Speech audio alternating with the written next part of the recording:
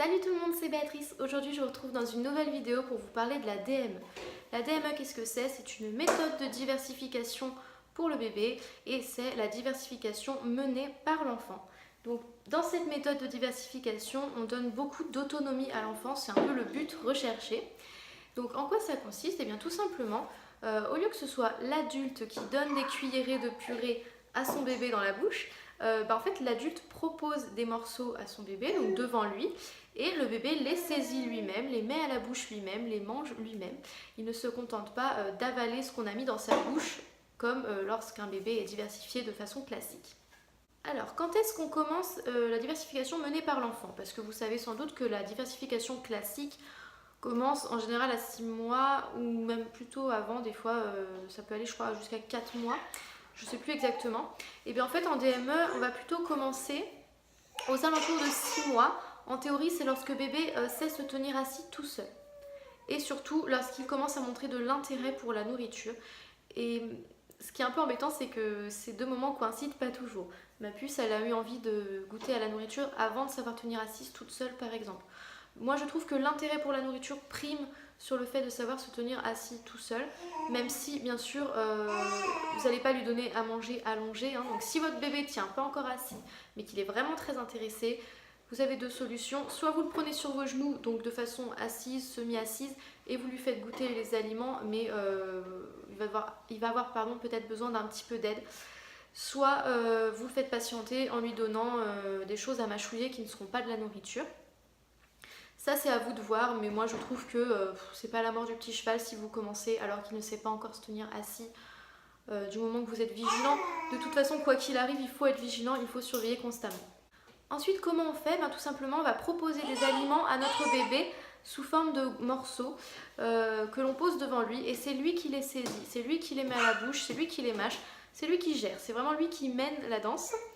Et pour ça, eh bien, on va commencer par des gros morceaux qu'il peut saisir mais qu'il ne peut pas mettre complètement dans sa bouche. Donc une demi-banane, une carotte cuite à la vapeur, un morceau de poire assez long, etc.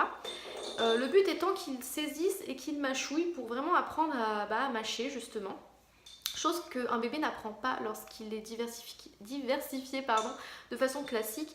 En fait avec les purées, il n'apprend qu'à avaler en fait ce qu'on lui donne.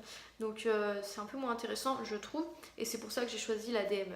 Mais bref. Et une fois qu'il sait bien mâcher, généralement vers 8 mois, on peut lui proposer des petits morceaux qu'il saisira avec ses doigts pour qu'il puisse les mettre dans sa bouche directement et qu'il puisse les manger et les avaler. Après, c'est à vous de voir si vous le mettez dans une chaise haute, si vous le mettez par terre, si vous le mettez sur la table auprès de vous.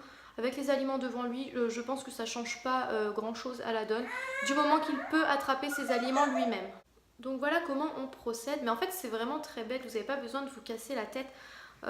Par contre il faut vraiment surveiller constamment et faire confiance à son enfant, je crois que c'est le plus important. Alors maintenant on va parler un petit peu des risques de fausses routes, etc. de façon un peu théorique. Y a beaucoup de parents qui n'osent pas se lancer ou qui ont peur, qui sont pas sûrs parce qu'ils ont peur que leur bébé s'étouffe. Alors déjà sachez que même si vous ne faites pas la DME, votre enfant il va pas manger des purées toute sa vie, il y a forcément un jour il va manger des morceaux et il risque aussi de s'étouffer. Donc il n'y a rien qui change, que vous le fassiez plus tôt ou que vous attendiez que votre bébé soit plus grand, ça ne va pas changer grand chose, si ce n'est que lorsque le bébé est diversifié de façon classique, il n'apprend pas à recracher un aliment trop gros. D'ailleurs, c'est pour ça que beaucoup de bébés, lorsqu'on introduit les morceaux dans leur purée, s'étouffent ou bien se font vomir. Parce que voilà, en fait, ils ne développent pas un certain réflexe que développent les bébés qui sont diversifiés sous la méthode de la DME. Ce réflexe, c'est le réflexe de régurgitation. Enfin, comment dire? En fait, quand un bébé mange des morceaux, il peut recracher si le morceau est trop gros. Dès que le morceau va trop loin sur sa langue, eh bien il recrache. C'est comme ça, c'est pour ne pas s'étouffer. Votre bébé n'est pas idiot, vous inquiétez pas, la nature est très bien faite. Et donc il ne va pas se laisser s'étouffer tout seul. Bien sûr, il y a des accidents qui peuvent arriver, mais vous êtes là pour surveiller. Vous êtes là pour le secourir si besoin est. Mais du coup, ce réflexe n'est pas développé avec les purées, ce qui est fort dommage là aussi, je trouve. Donc ne vous inquiétez pas pour le risque de fausse. Moi je le vois avec ma fille, lorsqu'un morceau est trop gros, au début elle se faisait lever le cœur, donc elle se faisait pas vomir, elle se faisait lever le cœur et du coup recrachait le morceau. Et maintenant qu'elle est un petit peu plus grande, elle va carrément le chercher avec ses doigts pour l'enlever. Donc vous inquiétez pas pour ça, les bébés sont malins, hein, mine de rien.